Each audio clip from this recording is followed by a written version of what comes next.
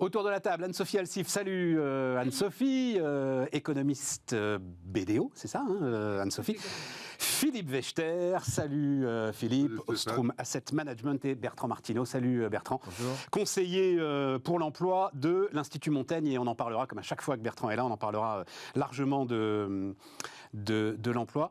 Mais on va quand même commencer avec la crise bancaire, et je vais vous impressionner parce que je connais par cœur la phrase de Daniel Bouton, le 30 juillet 2007. Je ne sais pas pourquoi, je la connais par cœur, je l'ai apprise par cœur, elle m'est rentrée dans la tête. Il présente donc les résultats de la Société Générale, les semestriels de la Société Générale, et il dit nous assistons à l'explosion d'une colossale bulle de crédit, mais en tant que banque, nous n'y sommes pas exposés. Daniel Bouton dit ça en 2007, et à chaque fois que globalement, c'est un petit peu le discours, Bruno Le Maire ce matin, etc. À chaque fois que j'entends le système bancaire européen, on va dire ça comme ça, dire ce qui est aux États-Unis reste aux États-Unis, ce qui est à Las Vegas reste à Las Vegas. Je me souviens de cette phrase de Daniel Bouton qui n'était pas le moins visionnaire, on va dire comme ça, des patrons de banque. Voilà, donc tout ça donc pour introduire ce sujet autour de cette banque californienne. Donc vous avez suivi tout le truc. Je vous redonne juste quand même les chiffres parce que c'est intéressant. La demande de retrait donc sur jeudi-vendredi, c'est 40 milliards de dollars.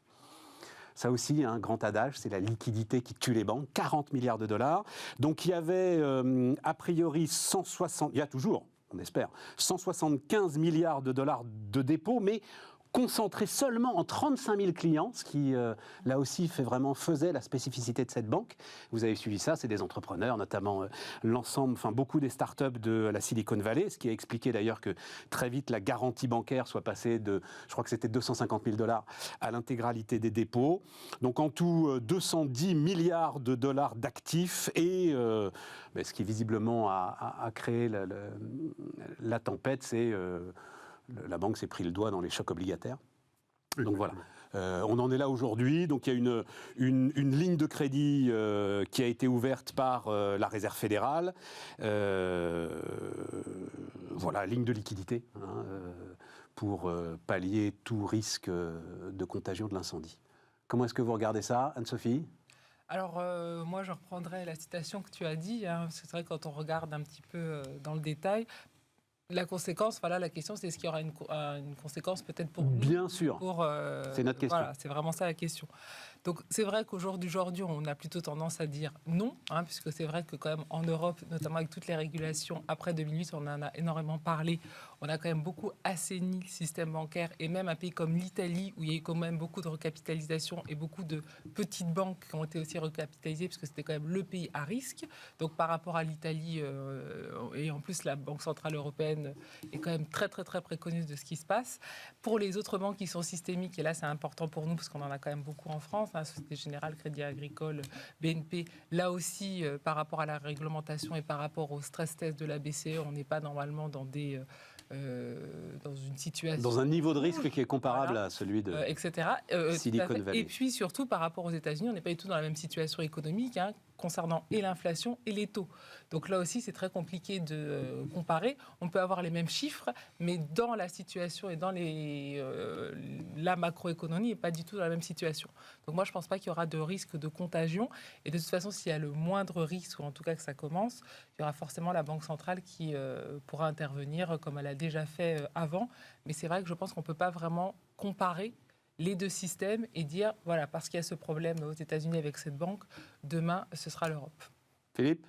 Alors, moi, je trouve très surprenant ce qui a été dit tout ce week-end sur les man, sur les effets de la titrisation, parce que c'est ça la contagion qu'on a eue en 2008. Il y avait un support de contagion. Là, la question est de savoir s'il y a un support de contagion. A priori, si on regarde la période de la grande crise financière, si on veut faire une référence, c'est plutôt à Northern Rock, qu'il y a eu en Angleterre, qu'à Lehman ou ou qu'aux effets de la titrisation. Et donc, ce qui s'est passé au Northern Rock, souvenez-vous, banque spécialisée dans les prêts hypothécaires, dans l'immobilier, et qui avait été victime d'un bank run aussi, de la même façon. Qui n'avait pas pu rouler sa position de liquidité et qui s'était retrouvé avec des files de clients à la porte de leurs agences réclamant leur dépôt. Et donc la Banque d'Angleterre avait agi très vite, elle avait nationalisé Northern Rock pour éviter les effets de contagion. Parce que très vite, à l'époque, on avait revu les images des années 30, au moment où il y avait une vraie crise bancaire aux États-Unis, et il y a eu un effet de contagion terrible. Rappelez-vous aussi, en France, Nicolas Sarkozy nous avait dit « Vous inquiétez pas, il n'y a pas de risque, etc. » Mais une semaine après, on avait un plan à 400 milliards d'euros pour soutenir le système bancaire. Donc, on n'est pas tout à fait dans les mêmes situations. On est plus sur Northern Rock. Et la Banque centrale américaine a parfaitement joué le coup en disant j'arrête tout effet de contagion en intervenant très vite, en prenant le contrôle de Silicon Valley Bank, et j'évite que les clients américains, qu'ils soient de Silicon Valley Bank ou d'une autre banque, aient le sentiment que la situation va se dégrader. C'est ça qui est important, Philippe. Pourquoi sauver ces clients-là pour que les autres ne s'inquiètent pas, en fait. Exactement, voilà. C'est le principe de la panique bancaire. Exactement. Éviter qu'il y ait des effets. Vous regardez la télé, tout le monde s'inquiète sur sa banque, etc. Et on n'a pas d'effet de transmission.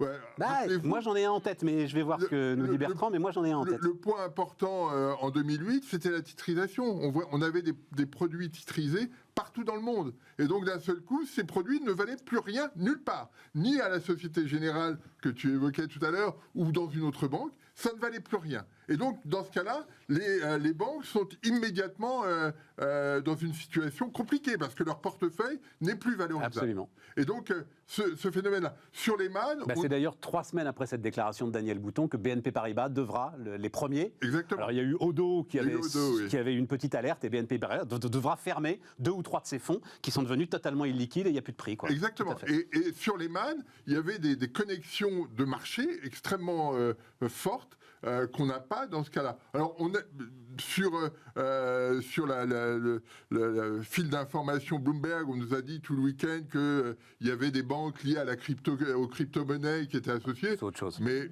ça ne me paraît pas être un élément suffisant pour avoir cet effet de contagion. Bertrand ? Non, je n'ai pas T'as pas de commentaire d'expertise particulière ? Non. Alors, je vais pouvoir balancer mon effet de contagion. Si, l'effet de contagion, c'est le choc obligataire.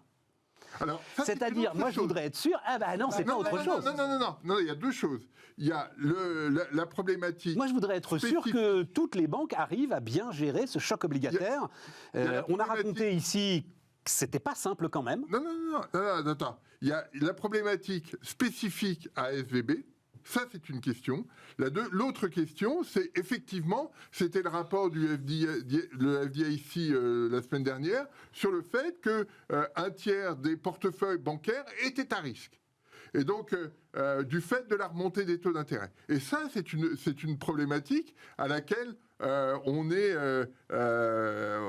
mis... On est confronté. On est confronté, voilà, et qui est assez nouvelle. C'est-à-dire que tout le monde avait en tête l'éventuel impact d'une remontée des taux sans en avoir vu la couleur. Là, on en voit la couleur et on a vu, je crois que c'est JP Morgan qui a sorti un tableau montrant qu'il y a un certain nombre de banques qui peuvent être en difficulté au cas où elles auraient besoin de récupérer ces liquidités. En d'autres termes, pour être clair... Non, mais ça s'explique très simplement. Oui, non, mais justement, ça s'explique très simplement, et on l'avait expliqué ici, ce choc de taux pour les banques. Vous avez, depuis 10 ans, distribué du crédit qui vous rapporte 1 à 2% par an, et vous avez une ressource aujourd'hui qu'il faut aller chercher tous les jours à 3, 4, 5, enfin ça dépend après de la tension du marché interbancaire. Là, en l'occurrence, c'était pas tout à fait ça. C'était le fait que les banques avaient beaucoup de cash, qu'elles avaient acheté des bons du Trésor à des taux d'intérêt très bas, donc à des prix très élevés. Et donc là, les taux ayant remonté, les prix ont chuté. Tout à fait. Et donc le portefeuille bancaire s'est dégradé de façon... Ça reste des extrêmement sujets de refinancement Bien qui sûr. sont mais ultra d'accord. compliqués. On est Ultra d'accord. compliqués. On est d'accord sur cet aspect-là, mais qui me paraît plus global que SVB en tant que tel. Voilà, c'était... Anne-Sophie ?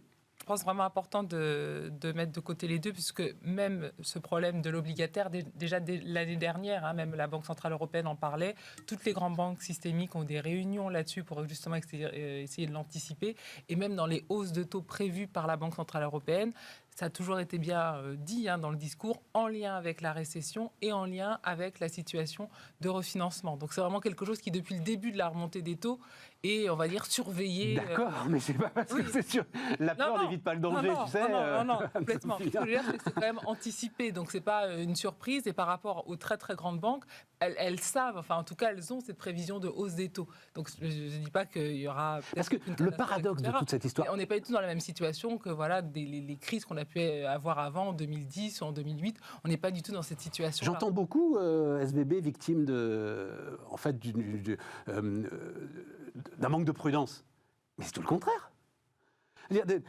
Que de placer une partie de ses dépôts en bons du Trésor américain à 10 ans, c'est, en tout cas en Europe, ce que la BCE nous demande de faire, enfin au-delà de nous demande d'ailleurs, ce que la régulation bancaire oblige d'une certaine manière les banques à faire. C'était un petit peu le cas depuis 2008, mais là ça va être... Oui, mais enfin voilà. Le problème d'inflation et les problèmes de récession, c'est quand pas... on a besoin d'un actif sans risque, on prend des bons du Trésor. Et ben voilà. Américain. Et ben voilà. Et donc effectivement... Donc il y a peut-être là... mais ça, c'est un effet... Le problème de la hausse des États-Unis n'est pas comparable à celle de l'Europe. D'accord, je veux bien. Puis c'est beaucoup plus tôt. Je veux bien. Avec des déclarations, on baisse l'inflation quitte à sacrifier la croissance. Donc on n'est pas du tout sur le même... On a la même chose en Europe. Hein. On n'est pas si loin, quoi. On n'est pas loin. Hein. C'est là où la phrase de Daniel Bouton m'intéresse. C'est pas dit exactement pareil, puisque voilà, on n'est pas un pays, on est 27. Souvenons-nous, un truc très intéressant aussi dans le déclenchement de 2008, alors tu as notamment avant Lehman la faillite de Bear Stearns, qui n'est pas une banque d'affaires de taille comparable à Lehman, qui est rachetée. C'est-à-dire, en fait, le truc est empoisonné, vérolé, mais personne ne s'en rend compte, ou alors chacun pense encore qu'il va pouvoir en triompher, et elle est rachetée, Bear Stearns, par une banque qui derrière va devoir le payer très très cher. Oui, mais à l'époque, ce qui est intéressant sur cette période, c'est qu'on a beaucoup parlé de Washington Mutual, parce que c'était la plus grosse faillite, et ça a été racheté aussi, sans que ça rentre sur le marché. Pareil pour Bear Stearns. Et en fait, la question qui s'est posée sur Lehman était de savoir qui allait le racheter. Et Barclays était prêt à le racheter. Sauf que Barclays disait, moi, je veux bien racheter Lehman, mais dans les mêmes conditions que c'est JP Morgan qui avait racheté. Je ne sais plus, justement, c'est pour ça. Et il me faut un véhicule particulier, etc. La Fed était d'accord, la Banque d'Angleterre ne l'était pas. Et donc, Barclays a dit, puisque je ne peux pas le faire chez moi, je n'y vais pas. Et donc, la seule solution, c'était de mettre Lehman en défaut. Et donc, là, la question est posée exactement de la même façon. Est-ce qu'on peut trouver une solution en interne plutôt que d'exposer cette situation au reste du monde? Et là, de ce point de vue-là, la Fed a très bien joué le coup. Oui, tout à fait. Maintenant. Absolument. Et donc, la question, a priori, ne se reposera pas façon Lehman. Surtout, c'est pas du tout le même contexte. Ça, c'est dernier point quand même pour refermer ce dossier. Vous ne croyez pas quand même que... Tu disais toi-même, Anne-Sophie, de toute façon, la BCE est là. La position est quand même compliquée. Ça n'a aucun rapport, mais ça me fait penser à ce qui se passe en ce moment dans la fusion de l'IRSN et de l'ASN, tu vois. C'est-à-dire, tu es en même temps celui qui déclenche le truc en remontant tes taux d'intérêt et celui qui, derrière, amènera la lance à incendie. Tout à fait, mais... Donc tu peux être tenté quand même de mettre le frein sur ta remontée de taux d'intérêt pour ne pas avoir à amener la lance à incendie. Par rapport à ça et par rapport au problème de récession. C'est la question posée sur la pour la prochaine réunion de la Fed. Est-ce que le 50 centimes qui était validé, etc., le sera ou pas? C'est l'arbitrage entre quelle est, dans ma fonction de réaction, qu'est-ce que je mets en avant, l'inflation ou la stabilité financière? Mais le problème, Voilà, c'est que tu as 2 heures, Stéphane, pour me répondre. à la différence quand même que la Non, mais réserve voilà, c'est pas fédérale une a le anecdote, mandat quoi. du plein emploi, ce qui n'est pas le cas quand même de la BCE, qui est quand même très concentrée uniquement vraiment sur son mandat sur le taux d'inflation. Oui, mais Donc elle a un mandat sur l'inflation, elle a un mandat sur la stabilité financière. Oui, tout à fait, mais elle n'a Donc, pas la c'est ça mandat sur le l'arbitrage plein emploi et aujourd'hui. sur les problèmes d'emploi. Et le problème aussi de la BCE, c'est que voilà, elle a plusieurs États dans la zone euro qui ne sont pas du tout dans la même situation économique. Oui, mais enfin, Ça sur la aussi, stabilité financière, ça réconcilie tout le monde. Hein. Ça, c'est sûr, mais Je quand même. crois que elle les est aussi Allemands n'ont très pas encore dépendante de ce qui vidé se les passe, bad tout à banks fait. Mais ce qui se passe des années 2008-2010. en Allemagne et en et- Italie. Donc, Oui, ça, mais c'est je pas ne suis comparable pas aux sûr que États-Unis. le Montana et le Massachusetts ou l'État de New York fonctionnent exactement de la même façon. Et l'hétérogénéité qu'on met en avant systématiququement en Europe se retrouve aux États-Unis. Bon. Les Oui, États ne sauf que c'est fonctionnent pas de la même c'est un État façon. fédéral. Allez, les c'est pas retraites. notre cas. Les retraites. Et donc, la dernière fois qu'on s'était vu avec Anne-Sophie, elle sortait de cette fameuse émission Tout à fait. qui a fait vaciller, donc émission sur France Inter. Gabriel Zucman s'appelle l'économiste. Michael Zucman. Michael Zemmour. Un autre. Il y a aussi un Gabriel Zucman. Oui, qui est de la même, je crois Qui aussi, est dans la même obédience. dans la même obédience. Tout à fait. Et donc, qui a quand même en partie failli faire vaciller le truc avec cette fameuse retraite à 1200 euros. Bon, tiens, Bertrand, alors, dernière ligne droite, on vote ça jeudi, vendredi, peut-être un 49-3, on verra bien, et on parle d'autre chose ? Le scénario là devant lequel on est, en plus avec une assez faible participation des manifs samedi, c'est bon, voilà, l'affaire est pliée et on va pouvoir passer à autre chose. Bah oui, je crois qu'il y a eu les vacances les vacances qui ont quand même duré. Les vacances, toute zone s'étale sur un mois quand même. Donc voilà. Donc là, effectivement. C'est ça qui a tué le truc, tu crois ? Là, je sais pas. Je sais pas. Moi, je pense crois que qu'il y avait c'était une plus impasse facile à un moment, de toute façon. Alors d'abord, c'était plus facile de mobiliser en janvier qu'après les vacances probablement. Et puis je crois qu'il y a une forme de résignation. Mais le scénario qui se passe ressemble quand même beaucoup à celui de 2010. On a oublié à quel point 2010 a été très très dur. Et le niveau de grève dans l'éducation nationale ou dans la RATP, la SNCF a été très supérieur à 2010 à ce qu'il est aujourd'hui. On a tendance à oublier à chaque fois. Voilà. Donc ce qui s'est passé là jusqu'à présent. Je te le confirme, j'ai complètement oublié. Voilà. Mais parce qu'il ciblait directement les régimes spéciaux aussi, 2010. Non, il concernait aussi les régimes spéciaux, mais il ne ciblait pas davantage les régimes spéciaux qui ont été épargnés en 2010 aussi, enfin, sauf la retraite. 2010, c'est le passage à 62 ans. Oui, tout à fait. Voilà, c'est ça. Et de décalage de 50 à 52 pour la RATP ou les roulants de la SNCF, etc. Enfin, tout a été décalé de 2 ans.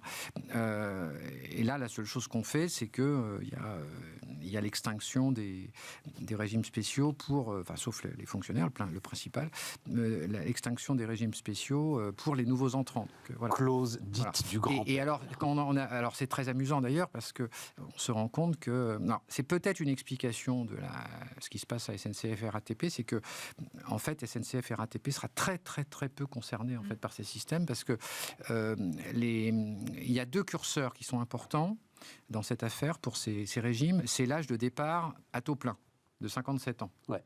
Et on ne le touchera pas, alors que la logique aurait voulu le décaler. Ouais. Voilà. Or, c'est justement cet âge-là qui est important. C'est pas l'âge minimum qui, lui, va être décalé, parce qu'en fait, ils ne partent pas à l'âge minimum, parce qu'ils ont un niveau de retraite qui est trop faible. Donc, en fait, les roulants, ils partent aujourd'hui vers 56 ans, 57 ans. Voilà. Et donc, parce qu'on est quasiment à l'âge d'annulation de la décote. Si on reportait l'âge de l'annulation de la décote, c'est absolument nucléaire. Donc ça, c'est le premier paramètre, l'État n'y touche pas. C'est intéressant. Ça. L'État n'y touche pas, ça ne change rien. Et le deuxième chose, c'est que la montée en puissance de la durée de cotisation donc Touraine peut se négocier discrètement par voie réglementaire. Donc la durée de cotisation Touraine, c'était un trimestre tous les 3 ans, c'est ça ? Oui, jusqu'en 2035. Voilà. Ouais. Et là, maintenant, la réforme, c'est 2027. Peut-être que pour certains régimes spéciaux, on n'est peut-être pas obligé d'aller peut-être pas obligé d'accélérer, vous voyez. Et tout ça, ça peut se faire discrètement, calmement. Peut-être, mais je n'ai pas d'infos, mais peut-être que des signaux ont été passés là où il fallait. Et ça expliquerait peut-être que ce qui n'est pas du tout une grève interprofessionnelle, mais une grève des services publics de transport essentiellement, ça expliquerait que finalement ce soit plus faible que ce qu'on pensait, que ce que beaucoup Je pensaient. disais ce matin dans les Échos exactement le même phénomène sur le transport routier, qui est aussi Exactement. qui est protégé. capital, Voilà. et la façon dont on a envoyé les bons signaux pour que les Voilà, choses alors se passent bien. Quoi. peut-être que peut-être aussi que le débat politique était devenu tellement caricatural et tellement peu nuancé que ça a pu décourager aussi un certain nombre de personnes modérées, disons. Et est-ce que tu crois que le président de la République fait preuve de mépris vis-à-vis des syndicats en refusant de les recevoir ? Ben, non, mais c'est pas. Alors là, c'est pas du tout une question de mépris ou de pas de mépris. C'est juste, si vous recevez des partenaires sociaux, c'est pour leur dire quelque chose et pour engager un semblant De discussion. de négociation ou au moins de concertation. Or, le temps de la concertation est terminé et la négociation est impossible. Donc, je ne vois pas quel aurait été l'objet. Voilà, alors on peut interpréter ça de manière psychologique en disant il est mépris, j'en sais rien, c'est pas le sujet en fait. C'est juste, concrètement, il aurait fait quoi ? Voilà. Et il avait le choix entre deux mauvaises solutions, c'est les recevoir et pas les recevoir. Les recevoir, pour à la sortie, il aurait dit il nous méprise, et il ne nous reçoit pas, il nous méprise. Non mais il y a un moment, il n'y a pas se poserait à ce moment-là le statut du Premier ministre. C'est-à-dire que si sur les affaires courantes, tout est traité à l'Élysée, pourquoi garder un Premier ministre d'une certaine manière ? Là, dans beaucoup de domaines.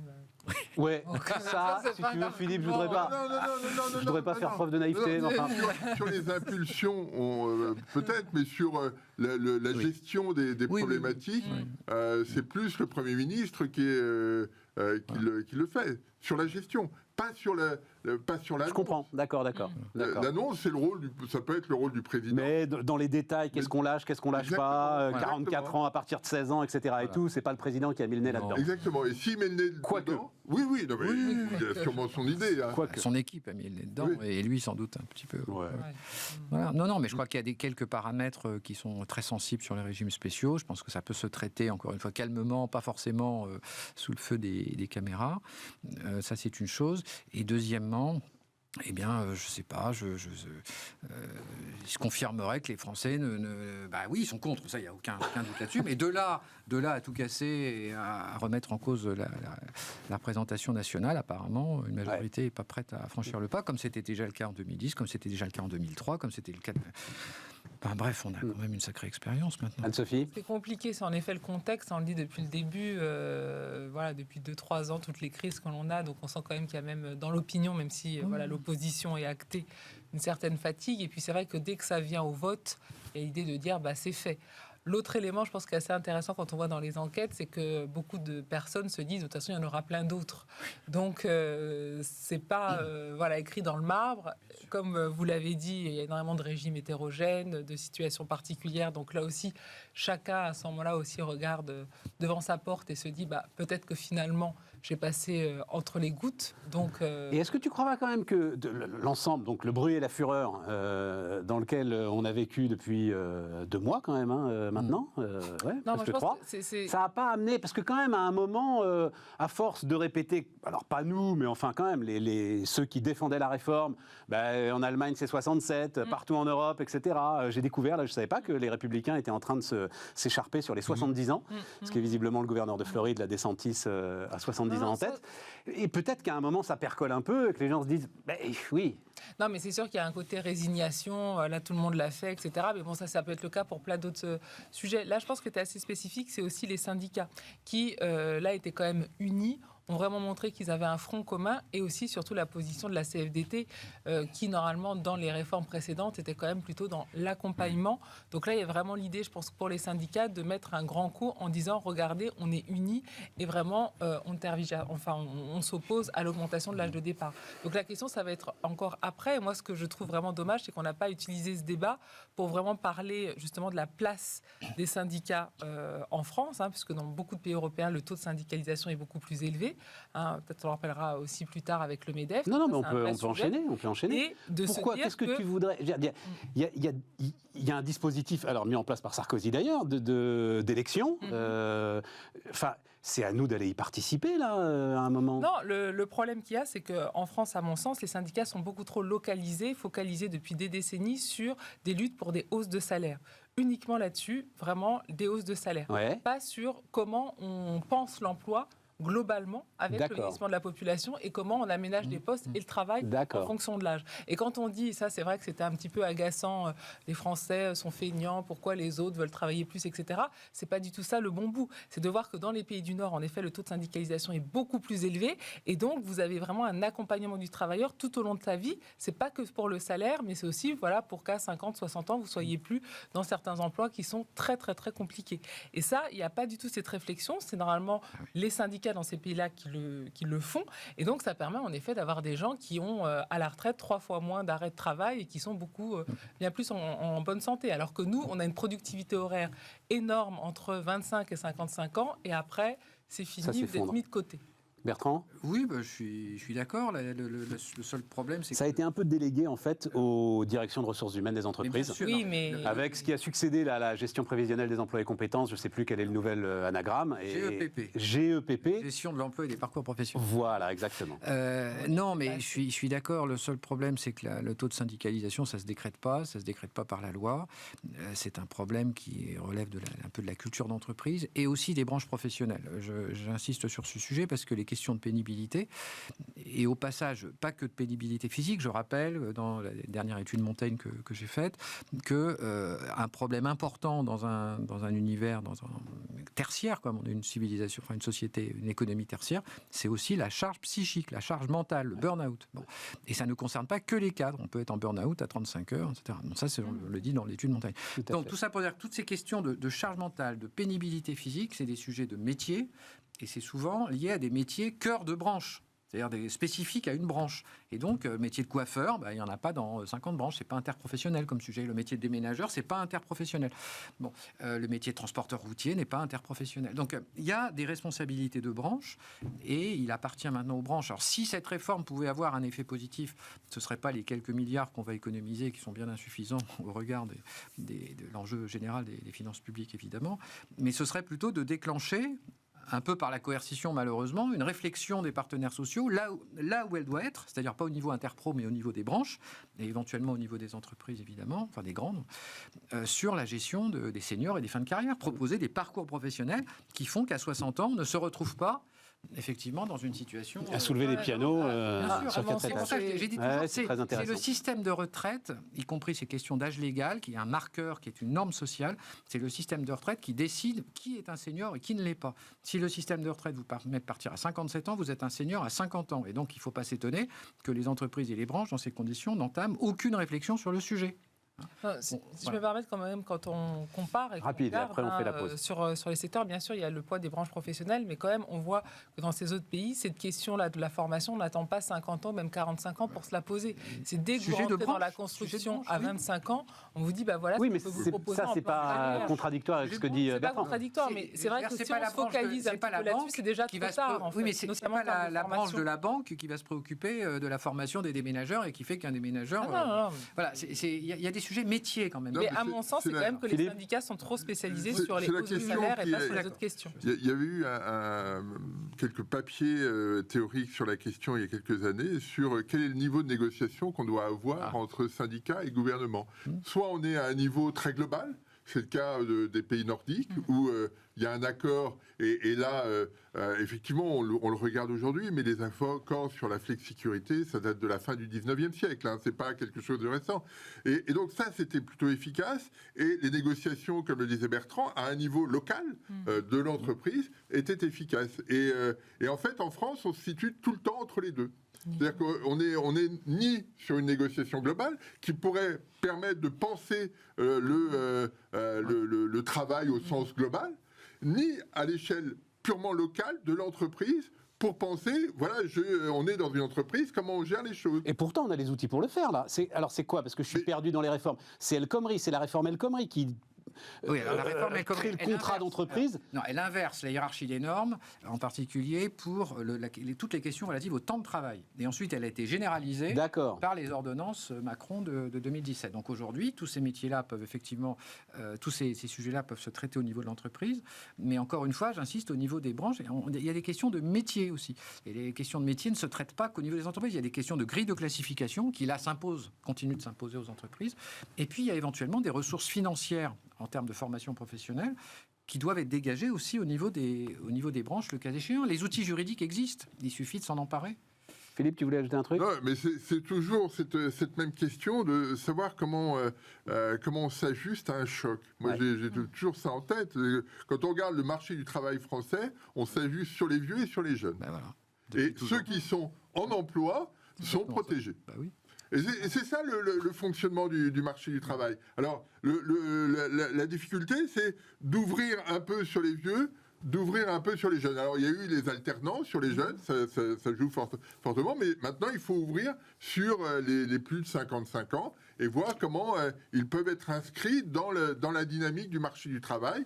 Et ça, intellectuellement, ça semble compliqué à tous les échelons. Sauf que les jeunes et les vieux ne sont pas à la même situation, notamment en termes de taux de pauvreté.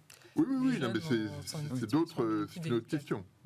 Ben, on va pouvoir enchaîner sur la dynamique de l'emploi dans un instant.